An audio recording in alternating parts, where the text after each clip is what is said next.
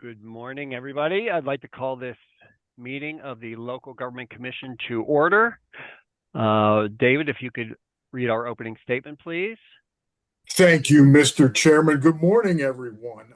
This meeting is being conducted with member staff and public participation in person and by live stream. Well, actually, just live stream. I'm sorry. I'm used to reading my usual boilerplate, but it is being recorded. On December 8th of 2025, notice of the meeting was posted on the Senate committee page, and on November 21st on the House committee page through legislative data processing. And members of the commission received direct notification those same days. The meeting agenda was posted outside of the commission offices on Monday, December 8th, and on the committee's website that same day as well. So any comments of the commission, of course, will be discussed publicly. And then we intend on putting on our website, when we coordinate with LDPC, as we always do, the recording of this, but folks can request the recording from me directly. I had a conversation with Chairman Miller about this. So that's it. Sorry, Mr. Chairman, Chairman Hutchinson, that was a little bit longer than usual, but there was some explaining to do. We are good to go. Thank you, David. Okay, the meeting had called to order. We have one major task today, and that is to review and approve the automated speed enforcement report to the General Assembly. As you know, we were tasked by the General Assembly of investigating and collecting information about automated speed enforcement and reporting back to the General Assembly by the end of this calendar year, and we are on track to do that after our discussions today. And at this time, I would like to turn it over to Chris and Dave for a overview of what's in the report. I think you've all had a chance, had this in draft form prior to today, but I want to do a quick review here, and then we can open it to discussion from the members. So, Dave, Chris, it's up to you. Yes. Thank you, Senator. We are sharing the screen with the report PDF itself. And as the Senator said, I think he emphasized the important part. We are providing information to the General Assembly. Chris, if you can scroll down to the chairman's letter, the critical point there is the last sentence, where the commission is not taking a position in this report on the prospect of expanding ASE outside of Philadelphia. As everyone is aware, in Act 38 of 2023, not only was the commission charged with exploring the expansion of ASE under streets and roads of local jurisdictions, but they also made permanent, the General Assembly made permanent, the pilot programs in Philadelphia on Roosevelt Boulevard and expanding it to 5 additional corridors within the city, and the work zone enforcement that is under the jurisdiction of PennDOT and the Turnpike Commission. Now, there were a lot of reports out there. Chris, you can scroll ahead. There were a lot of reports out there that looked at the ASE programs in Pennsylvania. And staff wanted to present the commission a report that was not simply a duplicate of those existing reports. Those existing reports, in a very admirable and granular way, examined the effectiveness of both the work zone programs and the Philadelphia programs, both in jurisdictions and extraterritorial studies. And the commission largely agreed with the conclusions that those programs had been effective in reducing speeds within the corridors where ASE was authorized. What those reports didn't do, and what we have attempted to do here, is to permit the commission to give to the General Assembly some of the challenges and drawbacks of automated speed enforcement, okay, that have been faced by other jurisdictions, and granted, faced by Pennsylvania in a variety of criticisms of ASE that have come to bear and that are discussed later in the report. In the executive summary, we sum up for the commission. Again, it would be the paragraph beginning with ultimately.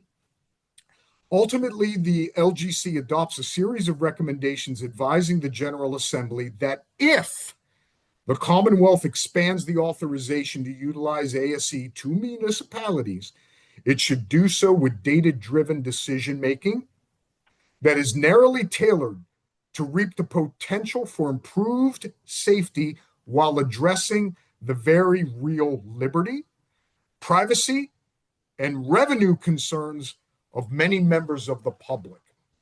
Again, we are nailing down the fact that the commission is not making a recommendation of whether if ASE should be expanded, but in our recommendations, setting forth some critical analysis that has to be done by the General Assembly and some advice on structural recommendations if they decided to proceed. I'm going to fly through the next part relatively quickly. We get into the introduction, which discusses the scope of our review. It is notable that local roads, as a term used by PennDOT, is usually tied to liquid fuels tax distribution, okay? And as we can see in the table there, 66% of the cartways in the Commonwealth are local roads. However, the table that we have included really drills down and says that as a practical matter, the way that Act 38 is structured, the way it's phrased, the statistics in conclusion say that there are only about 1% of total crashes that are speed related. Okay, speed related is a term of art, but due to speeding, okay, which is a different term of art, only 1% of the crashes occur on local roads. And what we have determined, and as is stated in the report, through our interviews with local government officials and other discussions, is that the problem areas for municipalities, and we specify this in the report, aren't so much the local roads as it's used in Pennsylvania law, but usually state routes, 3-digit, 4-digit state routes that are leading into municipalities and residential zones. The paradigmatic example of that is already authorized for ASE, and that's Roosevelt Boulevard. Okay, Roosevelt Boulevard, and we point this out in the report, is a singular corridor for purposes of its danger, statistically and otherwise. And what we have seen, and we point this out in the report, is that the engineering of these cartways was not done in a way to keep up with the environmental infrastructure and use changes that occurred around that corridor. And consequently, those types of design issues and the passage of time make the speed danger issue more pronounced in those types of corridors. So we conclude on page 3 of the report, consequently, although crash data suggests a relatively minor speeding crash issue on exclusively local roads, in the context of overall crashes, the perception of municipal officials may be that the propriety of quote unquote local ASE authorization should not be based on maintenance, but should instead be based on enforcement. Who is doing the enforcement on a particular corridor where the speeding is dangerous, and do municipalities have the adequate tools currently? So we generally conclude in the executive summary that the tools that municipalities have currently, and we've heard this again and again, are outdated. For decades, the municipal associations have been asking for radar. We have a new bill that was introduced in the Senate that would expand it. And this is old hat for everybody that is on this meeting. It has been introduced again and again. Chris just forwarded to the technology. The commission, and this is something I discussed with Chairman Miller, the commission does not recommend expansion specifically of radar or LiDAR. We do point out that the existing tools and the technology for NRAD and for VASCAR um, is really outdated technology. Consequently, the commission does recommend that in looking at ASC, the General Assembly should really look at all the tools that are available for municipalities but not utilized. Okay. Talking with Chairman Hutchinson about this, Chris pointed out Pennsylvania is the only of the 50 states that does not authorize local radar. Okay. And it would be rather curious for the General Assembly to authorize ASE in an environment where local radar and LIDAR is not also authorized. Now, that's a policy decision for a different day. We pointed out, okay, the members have the options to examine this particular issue in the context of the existing bill or previous bills, but it is something that should really be looked at, particularly in the problem corridors.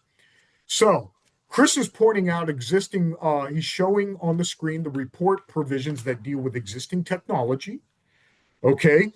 Then we get into the cost. The cost of a human life by virtue of vehicle speed accidents and safety. There are very significant and real costs, not only the personal cost to families, but speed related and speed caused accidents, as a matter of the crash statistics from PennDOT, cost millions upon millions. The 2024 crash statistics from PennDOT suggested that about $2,400 per resident of the Commonwealth is lost through speed enforcement. And then we include in the graphic something that's a little bit more tangible, that the costs of accidents overall would cost about 420 gallons of gas to your average person, and 20, I forget where, I can't quite read that, but we do have that table there. Now, we do have, and this is very critical to the opponents of ASE, there is an unassailable correlation between the severity of crashes and the speed of a vehicle. But there is still debate over whether or not the average speed of a cartway actually increases the prevalence of crashes. Now, don't get me wrong, and we say this in the report, the vast majority of the studies looking at this, and I'm sure the NMA and Jay Bieber would probably want to dispute this, and we do quote their point on this. The vast majority of studies would suggest that there is a correlation between increased speeds and the prevalence of accidents. And of course, we already discussed that those accidents cost society money. So we point that out. We point out a discussion of the weight of the studies. A lot of this is background. And then critically, we get into, Chris, if we could advance to the state provisions, we get into a discussion, and this is something we haven't seen in a granular manner in the other studies. We pared this down because originally our scope was to get every state that implemented ASE. We concentrated on those states that have local involvement or exclusively or concurrently state and local ASE programs. And I'm not going to go through them one by one. You're probably thanking me. But I do want to concentrate because they recur again on two states. They show up in our expansion and recommendations discussions. Why? Because it's critical. This is useful to Pennsylvania if we're examining expansion. California, number one, is the latest state to address legislative innovations in the expansion of ASE with select 6 cities within that state, based in part on a task force report, a lot like the study we're doing now, although more study arguably is needed. And we point to that, okay? A task force report that was put together to examine principally speed limits in California. The California model has some very advantageous elements of it that we examine later. Furthermore, the Iowa model, we drill down on that and expand the discussion on that. Why? because Iowa is sort of like a look into a crystal ball of what the future could look like if ASC were expanded in a way that was not deliberate, restricted, and thoughtful, which is the substance of the spirit of our recommendations for the commission. Iowa had a prevalence of an unknown, literally unknown, according to our sources, number of systems implemented in at least 24 jurisdictions by 2024 per force of their home rule power. Okay. And it was litigated and everything. And we had what we fear here in the commission report. It was a patchwork of local regulation implementing ASC. Between 2021 and 24, Iowa, through a lot of fits and starts at the legislative level, examined ASC, had a lot of debate about it, disagreed on the policy, and ultimately came to a place where they authorized it, but in a very, very restricted manner. Okay. They, out of 139 corridors that were submitted for approval, first of all, they rolled back a lot of the jurisdictions that were authorized to use it. But out of 139 corridors that were submitted to their equivalent of PennDOT, only 11 were approved. Okay. They deemed it had to be necessary. Okay. No alternatives could be, it had to be appropriate. Okay. And it had to be reasonable in scope under the circumstances. Okay. And I've had discussions with several of you that have pointed out, and once we get a chance to talk about this, I'm sure that'll come up. There may be corridors that you believe, that the commission believes, would satisfy those requirements. But it is important that there be a granular examination, and that's not the role of the commission. We are not traffic engineer experts, okay? It's not the role of the commission to really make those decisions and call winners or losers. But the spirit behind the Iowa approach of being really, really narrow and discerning in corridor approval ties into every facet, from privacy, data control, and the ease and ability of administration of municipalities if this technology is expanded. It's important that the commission recommend to the General Assembly that if you look at this, make sure it's narrow. Make sure you do it in a narrow manner, because that crystal ball shows us what happened in Iowa. All right, moving out of the state materials, we get into some of the reactions to ASC from a societal and psychological standpoint, focusing on speeding. We also examined the current use of ASC in Philadelphia. And like I said, the Transportation Advisory Committee, TAC, at the state level, I know Senator Carney is familiar with their work. They've done yeoman's work on taking a look at the existing Pennsylvania plans. We didn't want to duplicate that, okay? We discussed that. We discussed extraterritorial of the Pennsylvania plans. And the consensus is that the Pennsylvania plans have worked relatively well. But we point this out. It's a different can of worms. When you're looking at PennDOT and Turnpike enforcement, administration, program and system administration, and a municipality is sophisticated with Philadelphia. We have a statistic in there from the budget report of the Office of Administration in Philadelphia that their Office of Administration that handles adjudications of speed enforcements has a budget of $14 million a year. Okay? That's just that particular branch, okay? Which, is all of us know on this call, is bigger than the entire budget of a lot of the municipalities in the Commonwealth, okay? That's an important point. But that said, the commission, we are not recommending to our members that they disagree with the previous studies of ASC as implemented in Pennsylvania. We just review them and set them forth and acknowledge that it's a different can of worms, potentially, if you're going to expand in Pennsylvania. Okay, we get into, like I said, we get into reactions to ASE, we get into the major pillars of the criticism of ASE, which a lot of folks on this call are familiar with.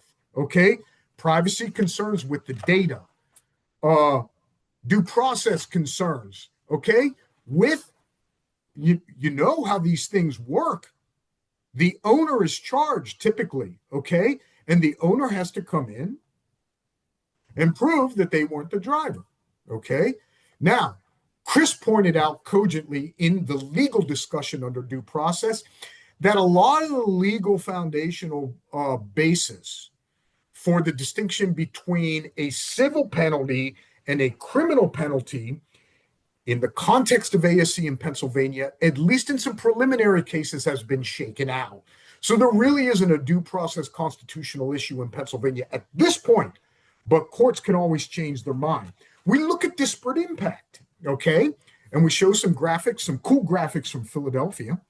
You know, a lot of these problem corridors occur in vulnerable communities, particularly because the speed issue is located where there are a lot of what we call and what others call vulnerable users. People, homes without cars, okay? Lots of pedestrians, areas around schools, areas where there's a lot of cyclists, okay? Areas, as we pointed out earlier in the report, where the distinction in speed, even between 5 and 6 miles an hour, can mean the distinction between life and death, okay? But as we've seen when we talk about the Chicago experience under the excessive enforcement section, you can have an inordinate amount of tickets that affect vulnerable communities, okay, through poverty or any other classification of community, communities of color, otherwise. You can have an argument that the enforcement is being targeted on those types of communities. Now, Philadelphia deserves kudos here, and I'll say this on the public record because a lot of people could be watching, okay? When Act 38 expanded into 5 additional corridors, the General Assembly, we point this out under expansion, the General Assembly did not tell them which corridors, as they did for Roosevelt Boulevard. They let Philadelphia choose. And one of the features of the Philadelphia deliberation over the 5 corridors was how it would affect, number one, the types of drivers using the corridors, and number two, what level of protection would it offer, and what, and the drivers is actually a decision on who is going to be quote unquote targeted, not to cast aspersions. Number two, what communities, what types of demographics are being protected? Where are we going to get the most bang for our buck in the implementation of these systems? Okay, so the additional pillars of objections involve technological errors. We've got some horror stories in there from both Pennsylvania in the context of school bus camera enforcement, okay? And that's in terms of excess administration. But we have examples from other jurisdictions and Pennsylvania in the context of the work zone state program, where there have been problems, okay? Miscalibrated machines. It costs, when those types of mistakes happen, and to the extent that they can't be avoided, okay? That costs taxpayers money, that costs time, and it costs policymakers a lot of acrimony on the part of their constituents. So that's something that has to be considered. Capacity in excess of enforcement. I was talking to Representative James about this, okay? Representative James was looking at the report and something caught his eye. We talked about the school bus arm camera and how, and we cite in the report that the General Assembly amended the law to take the enforcement of appeals from citations from local DJs, MDJs, and put it under PennDOT. You know, we talk a lot in this report about administrative capacity. Well, it turns out that the school bus arm cameras, as of the writing of this report, based on news articles we have seen, I don't think that they have got to any of the 2025 appeals yet. Okay.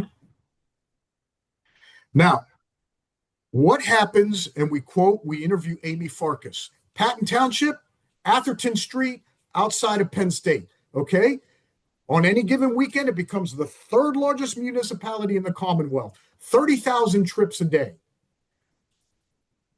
We have to think seriously about excessive enforcement and capacity when, under the TAC report, if even 1% of those 30,000 trips result in a citation and you get 300 tickets a day, how are we going to administer such a program? Are we going to end up in the same boat that we are now with the school bus arm cameras? It has to be looked at. And it's not something that the commission can examine because it requires conclusions. It requires distinct policy analysis of data of who is looking for this technology. And based on that, whether their request is legitimate. And if their request is legitimate, what administrative structure could preclude those types of problems? Revenue concerns, replete throughout the Commonwealth or throughout the nation, is the criticism that these systems are used to raise revenue, to take pressure off of general fund budget restraints. And not to beat up on our friends in the Midwest, but we concentrate as an object lesson on DC and particularly Chicago. And if you look historically at what happened in Chicago, look at that table that Chris just put up, okay? Look at the dark gray trend. It's low, it goes up, then it decreases. Then it jumps again in 2021, and then it starts to decrease again through modern times. Why? It's the nature of the beast. People get used to where these things are and revenue goes down, okay? Consequently, right where it jumps again before the last three bars, I believe that Mayor Lori Lightfoot and the Chicago Council reduced the violating speed limit from 11 miles over to 6 over. Why? Not to cast aspersions, but some authorities argue that it occurred because there was an $11 million hole in the budget. Okay? So, and look what's happening. Look what's happening in those last three bars. The revenue is decreasing. And another thing that's problematic about these three bars? Most of the revenue is derived from penalties. And if you've got excessive enforcement on impoverished communities, that's something that really has to be reconciled when we look at this. We have to learn from these past lessons. And I think the way for the commission to approach this report is to set out these lessons to the General Assembly, okay? Without you members actually saying, you know what? We've concluded that we should move forward. I don't think that's the responsible thing to do. And this is just a staffer speaking. And I don't think we're there yet. Okay. We go into alternatives. Number one, we discuss radar and LiDAR and how the municipalities and their representatives in the associations have been clamoring for this for a long time. Okay. We talk about the 85th percentile in setting speed limits. A lot of the opponents of both radar and ASC expansion view this from the standpoint of being a punitive trap of drivers, okay? And a lot of the psychological stuff that we talked that is going on behind the scenes, I think is a through line in this discussion. People view driving as part of their personal liberty, okay? And a lot of times you got to keep up with the people that are driving around you if you don't want to become the prey and not the predator, okay? You have to keep up. And that is the point of the 85th percentile. The argument here is that a lot of routes, and we heard this in the testimony, are underrated. The 85th percentile is something that should be examined, and it has been incorporated into Pennsylvania regulation as one of the methods for setting speeds. Okay, it's still prevalent. Now, the opponents and where the direction is heading in the technology at the federal recommendation level is that they are looking at more than the 85th percentile. Why? Because the criticism is that it contributes to speed creep. All right.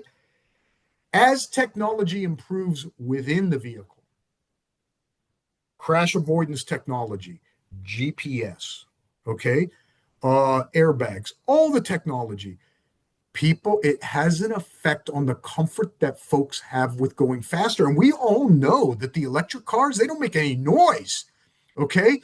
And I was talking to some academics about this when we were putting the report together, and I was talking to Jay Bieber from NMA as well. If you drive a car at 70 miles an hour that was made in 1967, okay, and a car that was made in 2025 at the same speed, they're going to feel completely different. Okay. You could have a cup of tea in the newer car, and in the other car, you've got glass packs shaking making a milkshake for you. It's a completely different feel. The technology is arguably promoting higher speeds. Okay. 85th percentile, we talk about dynamic speed enforcement signs. This came up over and over again. This came up and I think Senator Kiefer and Chairman Hutchinson asked questions about this in the hearings. What about dynamic enforcement signs? Are these things effective? And what we have found out, and Jay Bieber also from NMA points this out in his testimony, why not use dynamic enforcement signs? Well, the studies indicate that dynamic enforcement signs can be effective. But what we have heard is that if you have something like Roosevelt Boulevard, all right, you've got 12 lanes, or you've got 4 lanes going in each direction, and everybody is cruising along at 70 miles an hour, all right, and excessive volume, the efficacy of these types of speed control devices is arguably a lot less effective than something like ASE or additional enforcement that hits people in the pocketbook. Okay. These types of signs, due to the studies, work in specialized residential lower volume issues. And Jay is quick to point out some studies, and I note this in a footnote, where dynamic enforcement signs were seen to be more cost effective and more effective in the long run at reducing speeds. But these studies were done on residential arterial corridors that were, I believe, 1 lane in each direction. Sometimes we have speed problems there. Sometimes the speed problems are a lot more pronounced and complicated, and the characterizations of the corridors are different. But we wanted to include this in the report because it came up during the testimony and otherwise in our research. Now, traffic calming, and we have a table there from PennDOT of a matrix of traffic calming methodologies, which is everything from curb bump outs to those traffic circles, which drive me crazy because I don't even know how they work. Other types of devices and infrastructure changes related to engineering. And we've seen a lot in Harrisburg. We all probably encounter them coming to work. That are deemed probably the most effective way to reduce speeds on corridors. There are drawbacks. Number one, they're expensive. They take time, okay?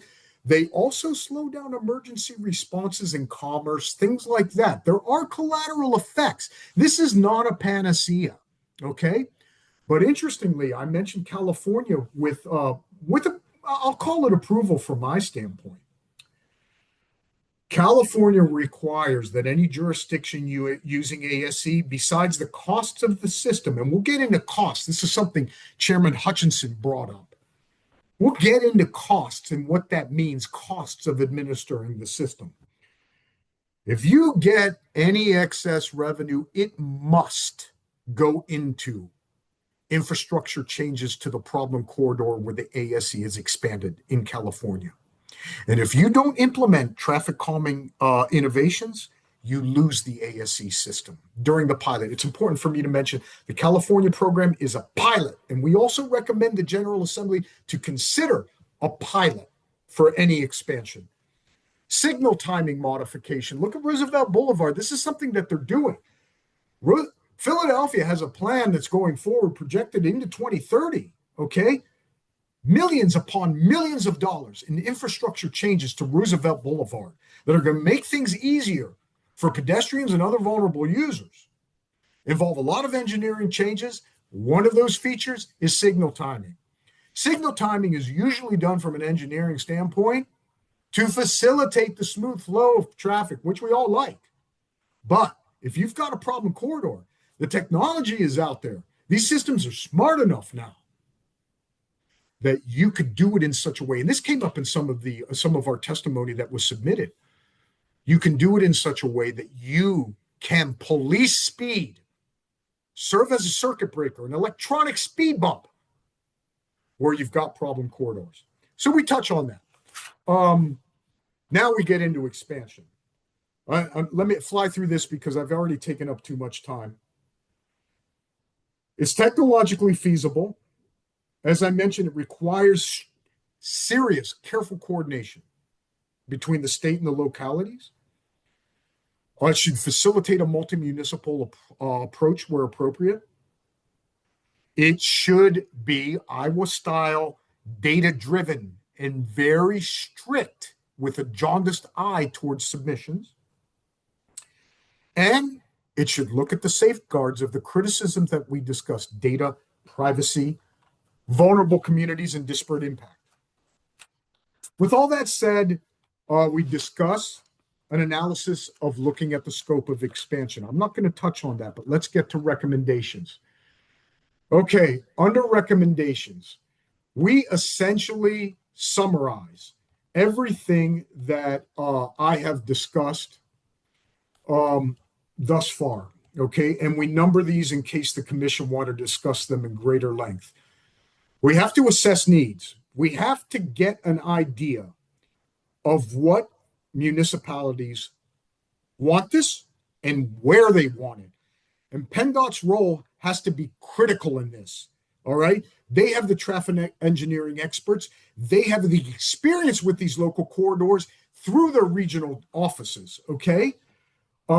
Municipalities should be able to demonstrate that they're taking steps forward. And I think Representative Sappi has something to say about this.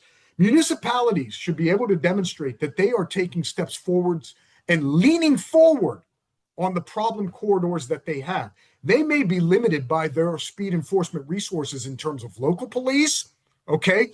Funding resources, the ability to do and implement the type of traffic build-outs and speed calming innovations that would be required. But that's something that should be part of this equation. What is the municipality doing? And this sounds a lot like Iowa, okay? What else have you tried? Recommendation 2, okay? Strict corridor approval, Iowa style, should be required, and it should be done by PennDOT. We should have a centralized corridor approval system, okay? Well, let me say that. We're recommending that, all right? The General Assembly can come to its own conclusion. But you don't want different standards like in the old days in Iowa for where these things are set up. Recommendation 3, right-sized based on the municipal capacity, okay? Multi-municipal or by population, like the expanding of stoplight cameras in Pennsylvania to some of the communities in the collar counties. That's something that should be considered. This ties into administration. We do not want a nightmare of 2- and 3-year-old appeals, okay? we mentioned promoting regional administration. And then finally, limited in scope to protect potential infringements on liberty, data, and instilling public confidence in policymakers, okay? Fiscally restricted. I mentioned Chairman Hutchinson earlier. We also talk about examining contract parameters in the state or the General Assembly or PennDOT providing some guidance on the parameters of contracts. And although the vendors may not like this, We do not want a situation where the costs of the system become a self-fulfilling prophecy and constantly expand. Okay. There should be contract parameters, particularly for those municipalities that, and I'm not casting aspersions here, that may not have the capacity or sophistication to savvily, is that a word? Deal with these vendors in the expansion. And a lot of the contract discussion Chris wrote by examining PennDOT and Philadelphia's RFPs. Okay. You have fairly sophisticated parties there that are doing the negotiations and hammering out the four corners of those contracts. Okay. But as we point out, those contracts are complicated. Program and system administration in an ASE program, okay, is not a shade tree commission. It's complicated stuff with many facets: PR, appeals, legal. Okay. All that said, we conclude finally, this report is a starting point. ASE is a powerful tool, but it's not the only tool that should be considered. Okay? It can enhance safety. I think the statistics bear that out. Okay? But if it's used indiscriminately without careful planning, there could be chaos. No ASE system, and this is a stake that the commission, I would propose that the commission plant, should operate as a financial exaction to raise revenue, and it should never be utilized without considering the impacts on personal liberty. So that's it. I can answer any questions. I'm sorry I took up so much time, Chairman Hutchinson. I got excited. We put a lot of time and effort into this report, and I hope it meets with the commission's approval.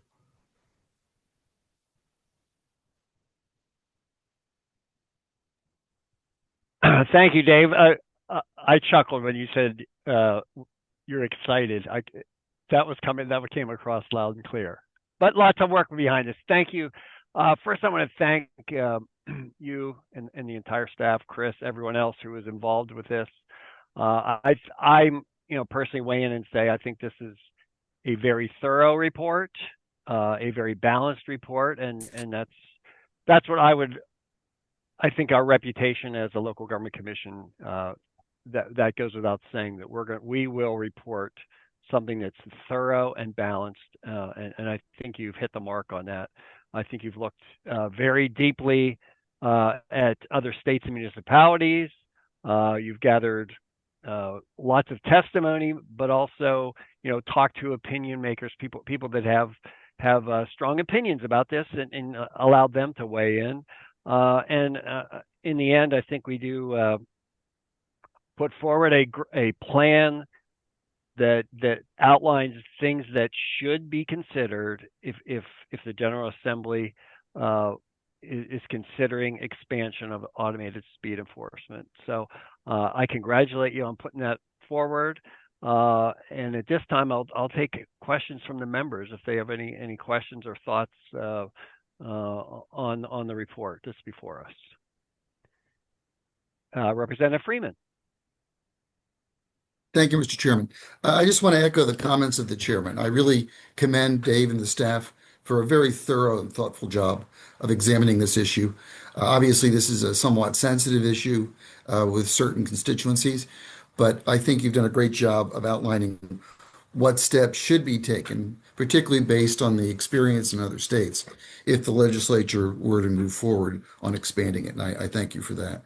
I also thank you for raising the point about radar and LiDAR. It's gotten to the point where it's embarrassing that Pennsylvania is the only state that does not give local jurisdictions the use of radar and LiDAR. It's a proven technology. It is carefully calibrated and made sure that it is accurate. And I think we could go a long way in addressing speeding concerns and accidents through the legalization of that at the local level with the kind of important oversight, training, and controls that other states have used to make sure it's not abused in any way, shape, or form. So I think that's something that we as a legislature should be taking first steps at before we go further.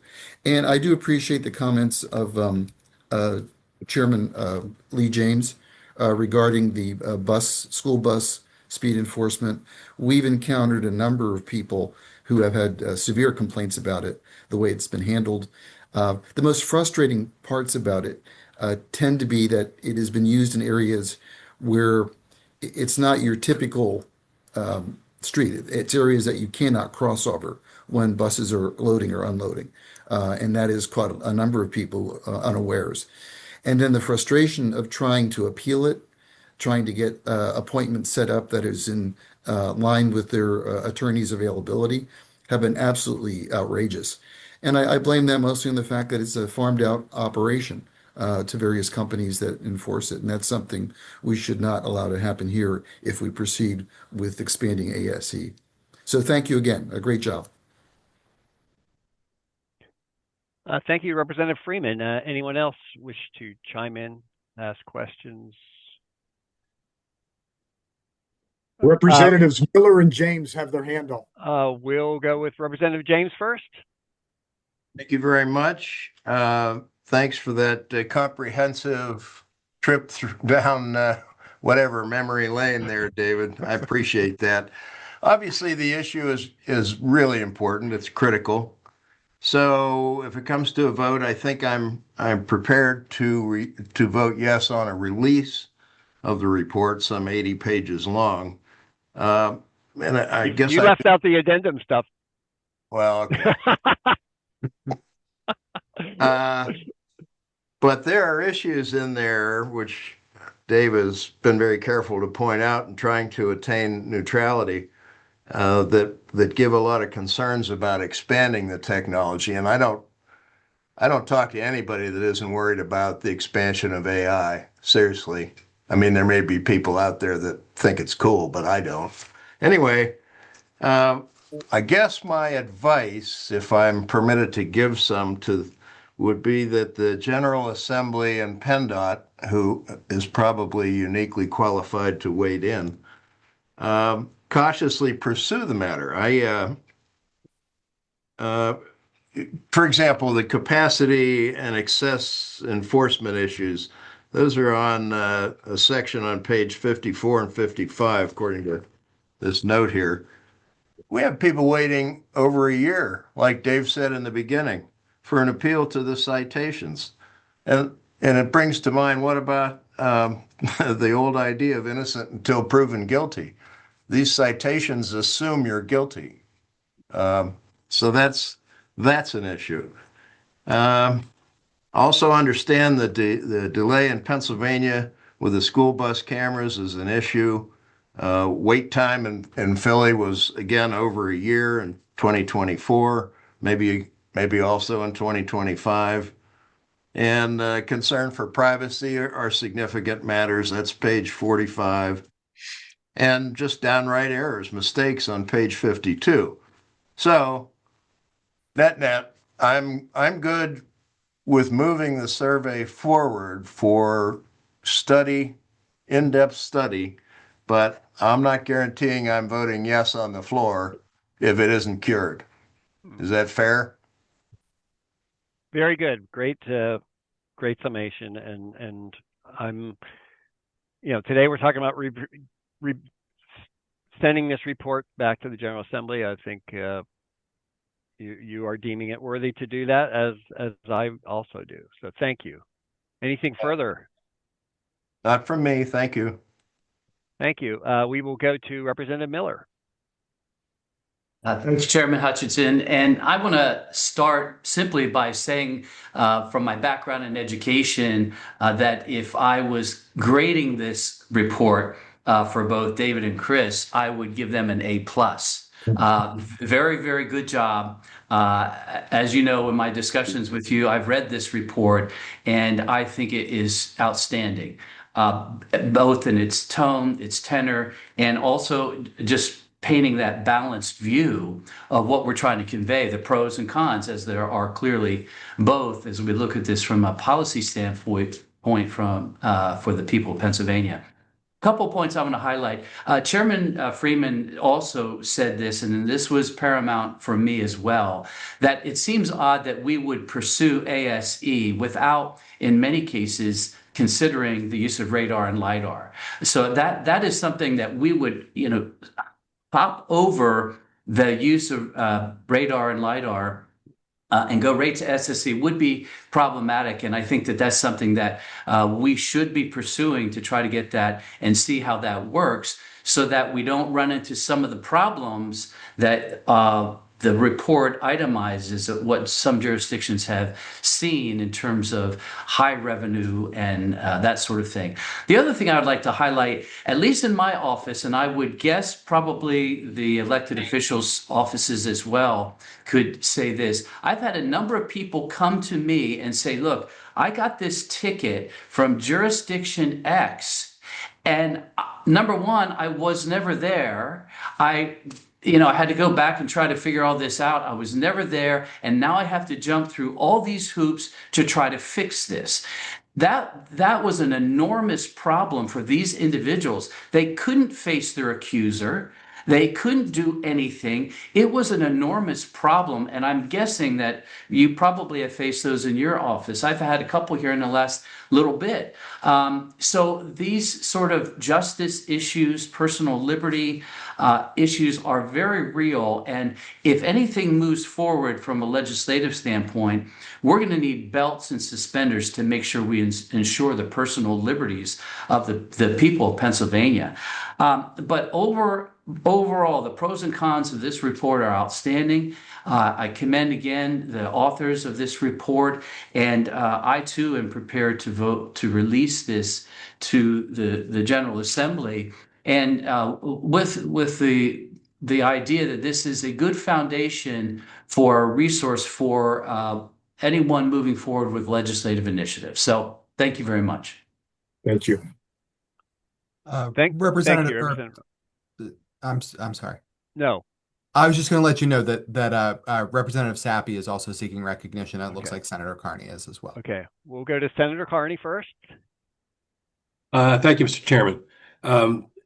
I agree with almost all the comments that have been made. I think that the report does do an excellent point at sort of threading the needle in the way that you're doing it.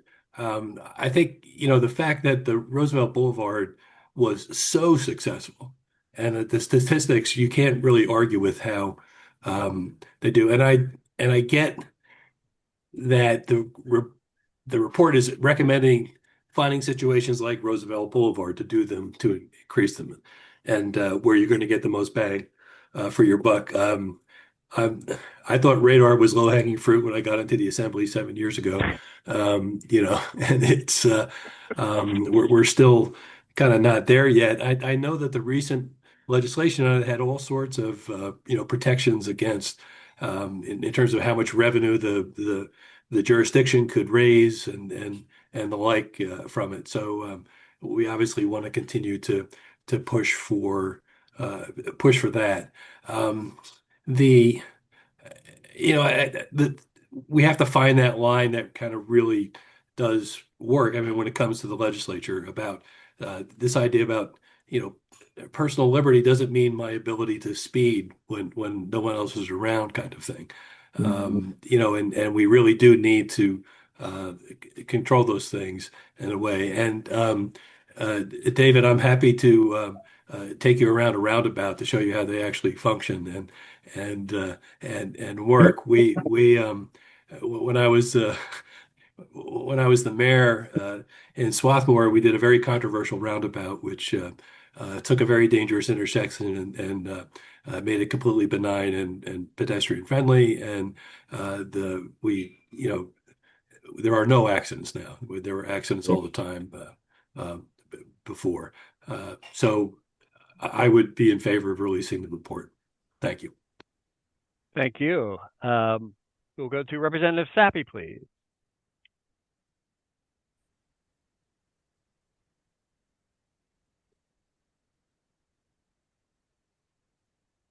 Chris, can we unmic her or activate her mic?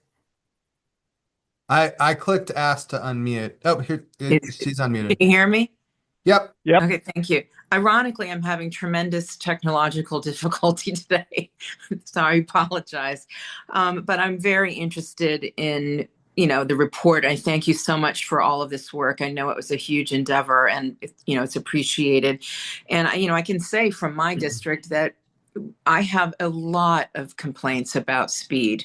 And I think it's, this juxtaposition of growth in a rural community. We are significantly about an hour outside of Philadelphia, but it's still a rural farm community. And we have a lot of farm equipment on the roads. And most of my roads are not local roads. Most of my roads are 3 and 4 digit SR routes. And it's problematic. They have no shoulder. In some cases, they are literally paved, cow paths, from 200 years ago, and they're hardly 2 lanes wide. So, we have a lot of proximity also to Wilmington, Delaware, and Maryland. And so we have a lot of interstate commerce. We have DoorDash, we have people delivering packages, and everybody is speeding on these small local roads. Most of my municipalities are also under PSP coverage and not local law enforcement. So we do not have significant or even, adequate speed enforcement on these roads. So it's, again, we've got young people without a lot of experience. We have bridges going out, so we have detours on a regular basis.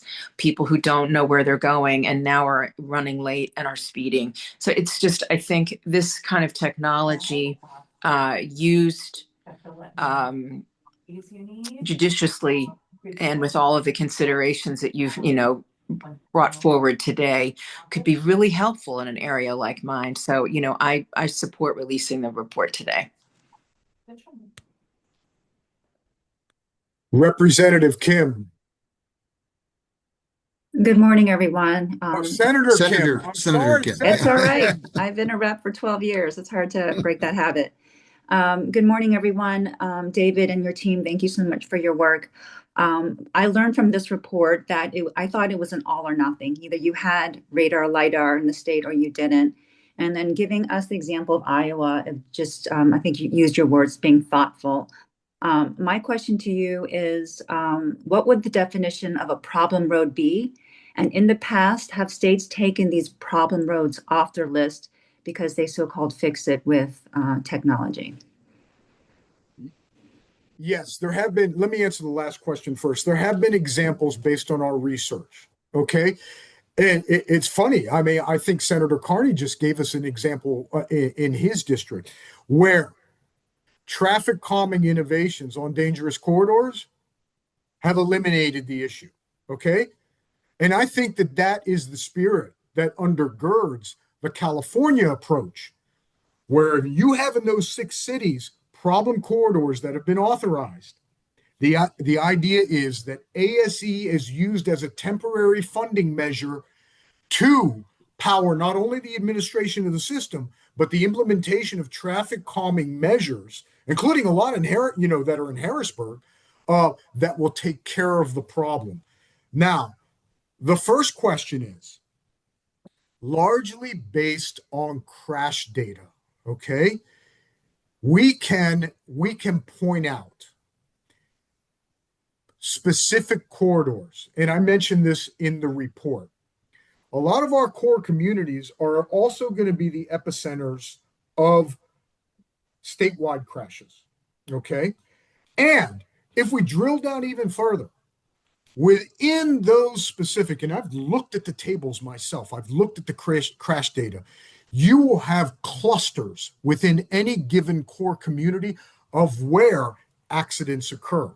Okay, the job for PennDOT, okay, let me put it this way: the job for the General Assembly is to both reel PennDOT in and give PennDOT enough rope to adjudicate who is worthy of consideration for ASE based on data, okay? Not hairs on the back of our neck, not feelings, but where real crash and dangerous corridors are. Not only is it crash data, but you can also implement an analysis of whether or not those communities, like the Philadelphia table in the report, where those communities have a lot of vulnerable users. Now, Senator, another thing to consider, and we point this out in the report, the General Assembly can go in the direction of what we've seen in the pilot programs of Pennsylvania and what we've seen in other states, and limit the authorization for Pennsylvania municipalities to where we know vulnerable users are. Okay? Virginia and Maryland, schools, colleges, and universities. Okay? Other corridors that satisfy, and maybe this is the point you're making, Senator, that satisfy a statutory or regulatory definition of a dangerous residential corridor. Okay? I think we can make an argument. There's different ways to look at this. Crash data is the most important factor, but also the prevalence of vulnerable communities. Representative Sappi pointed out, she's got corridors with no shoulder. If you've got somebody walking their groceries home on that corridor, that is not a good place to be. All right? That's part of the analysis. I hope I answered your question, Senator. You did, and you're giving us ideas, I think, on what our next steps should be, the low-hanging fruits, the ones that are problematic with data being supported. So all very good. Thank you, David. Thank you, Chairman. Thank you, Senator Kim. Anyone else wish to be recognized? David, do you have something else to add? I want to say something because, and Chairman Hutchinson, you're going to appreciate this. You all know that I tend to get excited when I'm describing something, okay? And sometimes I use terminology that, like chaos or explosive and is colorful, but I don't want anybody on this call to think that that is in any way the sentiments of the commission as a deliberative body, okay? A lot of the comments that I've made are comments of Dave Green, okay, not the commission itself. Furthermore, Mr. Chairman, I want to thank, but profound thanks to our interns that are mentioned in the acknowledgments, and Rex, Julia, Marty, Chris, Karen, the copy editing that went on through this. I want to thank the members who have contributed with their comments. As Representative Miller pointed out, his academic background came in handy because we went back and forth with some changes that he made that made the report stronger. So there are a lot of hands into this. I want to thank everybody that contributed, the associations, the academics, the local government professionals that are dealing with this serious issue of life and death. And I hope we did it justice and we're helping the General Assembly out by giving them information. My goal here is to provide you folks with a report that you can approve and ultimately will increase the learning curve for members of the General Assembly when they encounter this issue. I think that goes a long way to enriching the deliberative process in this General Assembly. And that's why we're here. Thank you. Thank you again, David, and thank you for summing that up. Our task, how the task was performed, the teamwork it took, and everything else. So that being said, I'm looking for a motion to report the automated speed enforcement study to the General Assembly. Do we have a motion to do that? So moved. James seconds. Representative Sappi, Representative James, are there any negative votes in reporting to the General Assembly our study on automated speed enforcement in Pennsylvania? Hearing and seeing no negative votes, we unanimously report this out of our commission. And thank you again to the entire team who helped make this possible. Dave, I'm going to give you a few seconds to run through. No, you can talk fast. You're good at that. No. Yeah. Okay. Couple reminders before we adjourn. Yeah, we're going to schedule a meeting for January because you folks have to pick a new, or not a new, an executive director, maybe the same one. We'll see what happens. Okay. Secondly, this report will be disseminated to the General Assembly, to the State Library, per the normal protocol that you're used to seeing in other legislative service agencies. I'll have Karen work with the chairman to schedule that January meeting. I want everybody to have a great holiday season. Let us know if you need anything. We got a commission bill to the governor's desk yesterday. Okay. That's a great thing. Chairman Freeman's House Bill 1651. Other than that, Mr. Chairman, again, I want to thank Chris, Julia, Marty, Rex, Karen, and Sonia. Everybody leaned forward and we sweated blood over this for you folks. So hopefully the General Assembly appreciates it. That's it. Well done. Very good. Very good. David? Yes, sir. I'm sorry, Mr. Chairman. I apologize. No. Just to clarify, I understand our meeting that was scheduled for next Wednesday is canceled. That is correct. We wanted to get our deliberative meeting on the report done before it was due so we can get it to the General Assembly on time and no new business Well for done. December 17th. Well done. Thank you. Super duper. That being said, I will adjourn this meeting and thank everyone. Wish you all a Merry Christmas, Happy Holidays. Thank you for sticking with us today, and I think we as a group have done something we can be very proud of. So, congratulations. Good to see you all. Merry Christmas. Thank you to the members. Merry Thank you. Christmas. Thank Merry you. Christmas. Best on the holidays.